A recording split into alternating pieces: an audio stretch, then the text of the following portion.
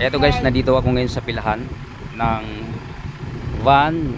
Papunta na ako ng Tagbilaran City para sumakay pabalik naman ng Manila. Sobra sa isang buwan tayong nandito. Dito ako sasakay, oh. Ito ang driver namin. Bro, ano bang alam mo, bro? Linwell. Linwell? Oh, Linwell Ampong. Ampong. Taga Pure Tangidulman. Katungawan. Uy, si Jaime Liurin. Oh, ako ng amigo. Taga dito di ayo, sige. Regards lang ko, kamusta lang ko, ha? Ito, bro. Ito, kaibigan din natin. Pangalan mo, bro? Michael? Pure din taga rito? Sawang. Taga Sawang, o si Michael. Ayan, regards sa inyo lahat. Yan sa mga kakilala ni Michael. Sasakay ako guys dito. Kung mapupuno na, ialis na rin kami. Balik na ako ng Manila. Maraming salamat sa taga Bohol. Babait ng mga tao dito sa Bohol.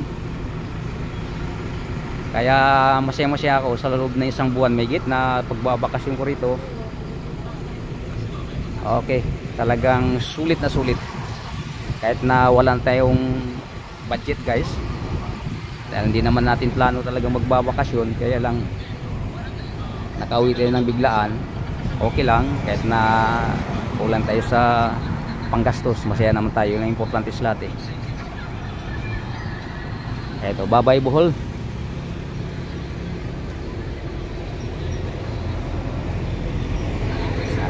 Kumuha lang ako ng maiksing video souvenir natin habang nandito pa tayo. Si Tito, oh. Hi, hello. Ito, ano ba apelido mo to? Nakalimutan ko. Satorinas. Oh, si Tito Satorinas, ito kaibigan ko. Tagal kami nagsama nung unang panahon na nandito pa ako. Tagal na rin kami hindi nakita. Ito ang dispatcher ngayon dito sa sasakyan nating van. Galing na Manila, sa Valenzuela, kauwi lang din.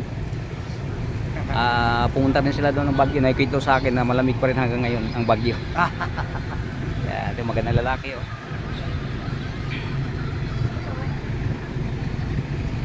Ito, ikot natin.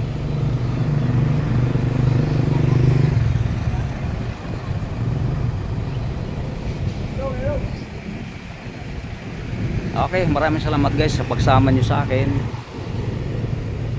dito sa ginagawa kong video at sa panonood nyo. Mag-ingat lang po ang lahat at kalusugan natin ang importante. Kaya huwag natin pabayaan, kaya natin alagaan. Thank you. Itong driver namin na, di ba? Easy lang kami kasi antay kami ng go signal nito.